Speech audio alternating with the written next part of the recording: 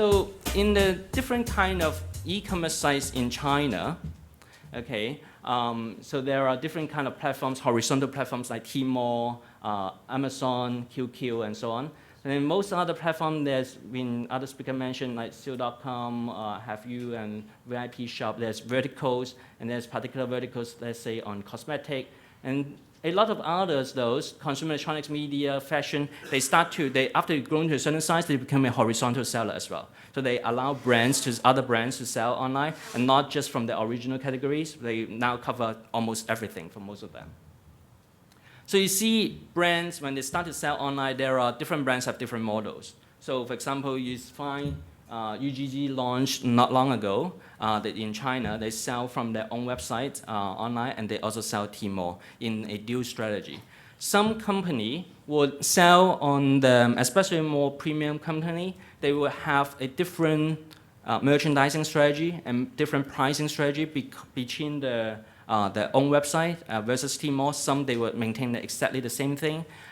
So for example, right now you can find UGG in both Tmall and the brand site. They were exactly the same products, exactly the same pricing. But then there are certain brands that they would put the on-season on their own site, and they put off-season at a discount for Tmall, because Tmall is still seen to be more price sensitive for the customers, whilst the brand site will be more brand loyal customers who are looking for new things. And Tmall hasn't been good to the luxury sectors, okay? Well, there are brands who try, like Coach has actually tried to explore when they want to start selling online in China. They first actually started to sell in Tmall. Within a month, they took it down. Basically, think it didn't work. And then they only sell on their own brand site, and that's it. So what you find is that most luxury goods company, they don't sell in Tmall. They only sell in their own brand site or particular verticals. Well, for mass products, mass brand, Olay, you find they sell everywhere. They have what we call the flagship store in essentially everywhere. So all the e-commerce site, they would sell there.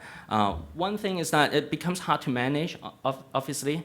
So what you can easily find, the problem in Olay situation is that they run very different promotions across the platforms. There are price difference across the platforms for exactly the same products, up to 30% difference in terms of price. You go to Tmall, it might be cost higher, 30% higher compared to if you buy from, say, Dangdong or other places, just online. So there are certain challenges in terms of managing multi-channels, so that has to be very careful.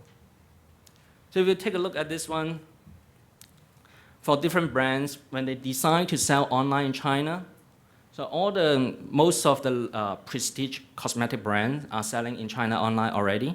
And what you find is that they only sell in their own site. Some of them might have some sort of presence in some verticals, but other than that, it's mostly just their brand site. On the other side, all the other sites, all the other more mass brands, they all sell in Tmall without selling at their own site. Some might sell at a few more channels. Because it's a cosmetic sector, they all sell in their own some cosmetic vertical sites as well. But other than that, they choose Tmall and vertical, and that's it. So again, you have to do more research in terms of the kind of products, where to sell, what's the right way. In terms of setting it up and the pros and cons in the different sites, what you will find is that obviously setting up your brand.com e-commerce site, you have most control. You can control every aspect of it. The problem is if you do not have a brand name that people are actively looking for, you might not have good traffic, and it might be very costly to get the traffic. But the same thing might happen in Tmall these days, because there's so much competition already in Tmall. In terms of control, you got most. In terms of branding, you got most of your own site. But then in terms of CRM loyalty and all those things, if you want to start selling at Tmall and other channels, what you might find is that they would have certain limitations on you, that a lot of things that you can do. Whether you even have the data control of your customer information might even be a problem. You might not be able to have those control if you start selling at those like more operate platforms. So there are pros and cons there in terms of what you can control, the brand image, getting the traffic, and also there's pros and cons in terms of your setup cost, the involvement from the brands, what you need to do, and so on. One thing that you have to know is that in order to set up in Tmall, traditionally, you have to have a Chinese presence already. You have to have your own company set up in China. You have to have your brand registered in China, your products registered in China in order for you to do that. Well, that's something that's changing. Tmall's just launching something called Tmall International. What it does is that it's not a Tmall for the international buyers, it's the Tmall for the international sellers. What it means is that you can set up a company in Hong Kong or just with your Australian company and sign up a contract with Tmall, and they will allow you to open shop in Tmall. Okay? With that, you can start reaching to the Chinese consumers as a Tmall site, and you might deliver your products, not necessarily from China. You can start delivering your products from say, Australia or from Hong Kong. There are different brands starting to do that. This is still very new. None of the brands actually just launched that. One of our customers, they are US-based e-commerce sellers. They just signed up a deal with Tmall International. The intention is to sell to the Chinese consumer, and all the goods will be delivered from US to China. But they still need to have the Chinese page. They still need to have the Chinese customer service. They still need to have an address in China for them to return goods. One thing that I would want you to know is that this is a typical e-commerce web page on a product. You cannot quite see what it is, right? It's very long. It's very long. So Chinese consumers really need information before they buy. If you, unlike those, say, US or e-commerce sites, you just have a photo, a short description, and a few reviews and expect people to buy from you, sorry, that's not going to happen. You have to prepare a long list of information from very detailed product information, why they need to buy from you, what the key opinion leader is saying, what the general customer is saying, and a whole long list of things that you need to put into every single page in order to convince them to buy from you.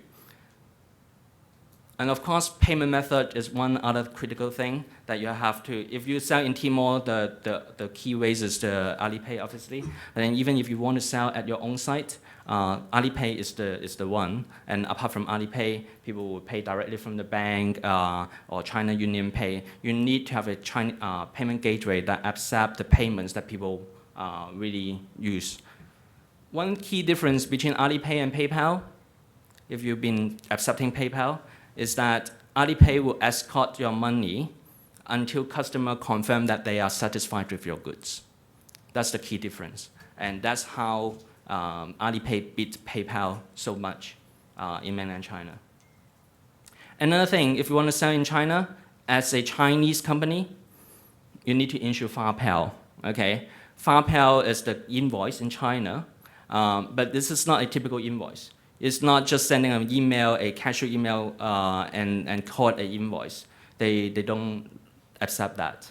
So basically, it's a special form registered with the government for you to pay tax.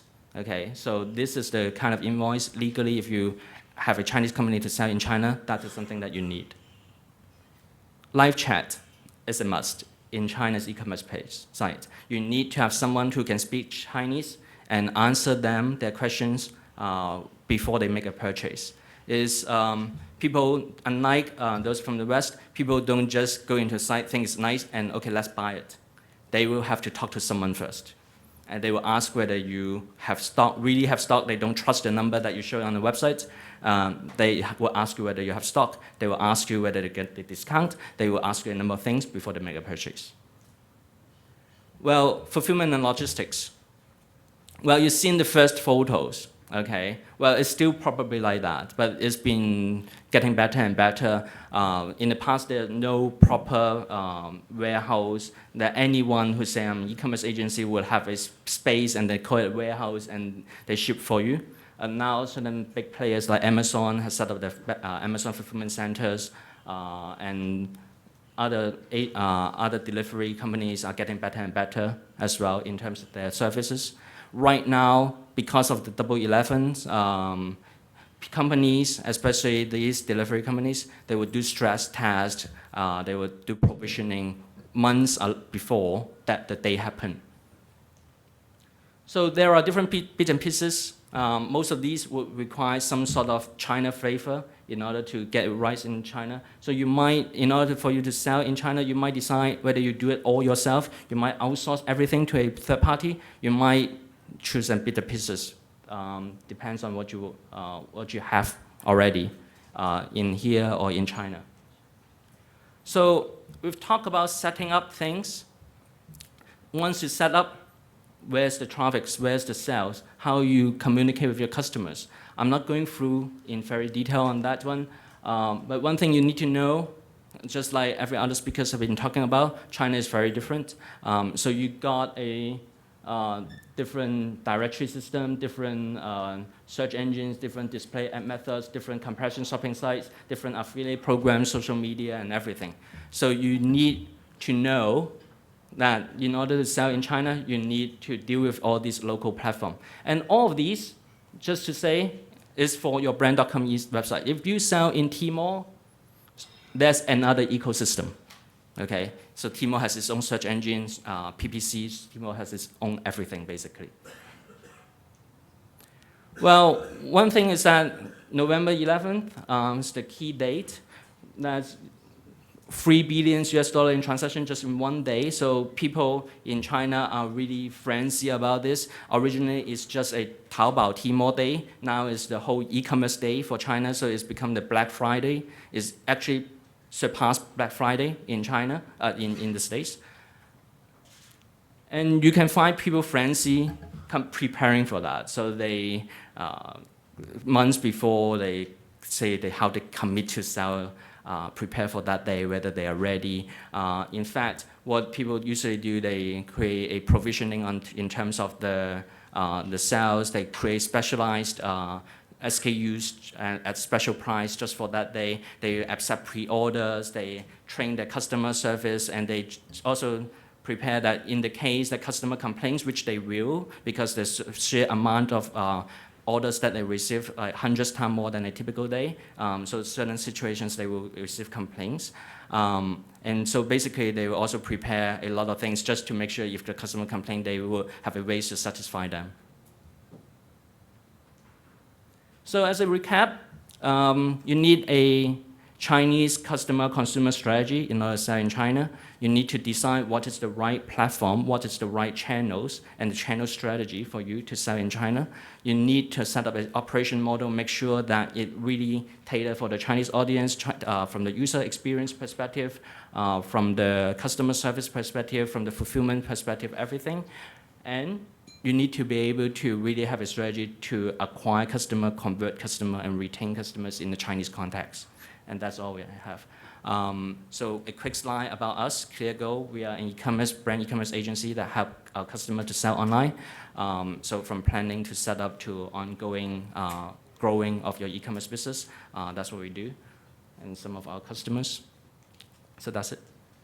Thank you.